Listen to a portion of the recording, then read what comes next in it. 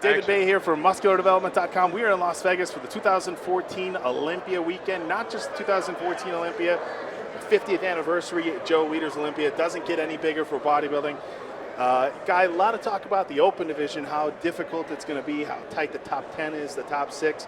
But the 212 division, every bit as competitive. Now, you're coming in here on your fourth Olympia week? Fourth consecutive, yeah. Oh, okay, so you're fourth. This has got to be the toughest lineup you've run into. Yeah, I mean, every Olympia, my first one was in 2011. It was kind of, baptism by fire. But, then 2 years in a row taking 7th. And this year's was pretty much a big year for me. I had 2 pro wins. New York was, a toss-up. And, we're all coming in here to battle. I don't think anybody, as much as, Flex is my boy and Jose is my boy, David's my boy, nobody's walking away with straight lawns. I don't care who the hell they are. I think a couple points are going to separate first through 6th place. I think with the improvements I made and, the momentum I had going to this year, I think I'm a threat to anybody that includes Flex. And this lineup, I think it's basically the top 5, 6, top 7 guys, same as we saw last year, minus Kevin English. But we have the addition of Aaron Clark, Charles Dixon. It's definitely a tough 212 lineup. Now, as far as your prep over the course of the last year, a great 2014 with a win down in Dallas, another win in Toronto. Very, very tight second place in New York. A lot of people had you in first, Aaron in first. A tight race. A great 2014. With that kind of success that you've already had, did you push the pedal down a little bit more for the Olympia, or was it just business as usual for you? I mean, I push the pedal down every day I step into the gym.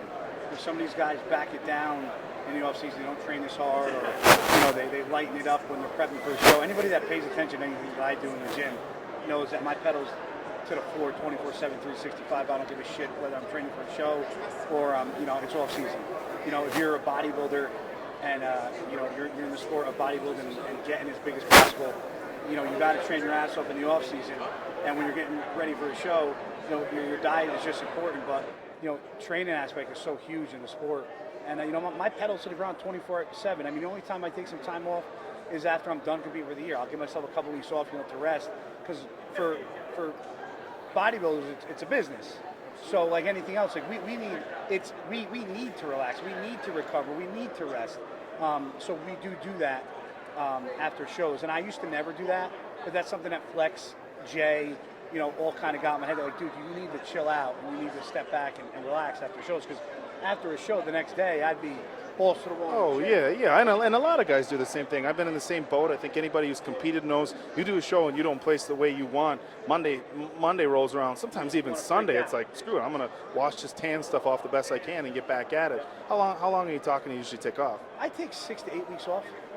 I mean, and that's 6 to 8 weeks off. My ass don't walk in the gym. Okay. I don't see a damn treadmill, and I don't eat 6 times a day though. There's no point to consume all those calories that they're going to turn to fat. So I'll eat 3, maybe 4 times a day. And I just take it easy, man. You need it. Well, I know you're probably looking forward to a little bit of time off. Right now, looking forward to Saturday morning. I believe the events get started at 10:30. You guys are going to have to double check everything. Then you guys are running finals Saturday night. From a competitor standpoint, I would assume, having the one-day competition. Do you like that better than the lineup they have or the layout they have for the open division? Yeah, I mean, just because the fact for us, for open competitors would say the same thing.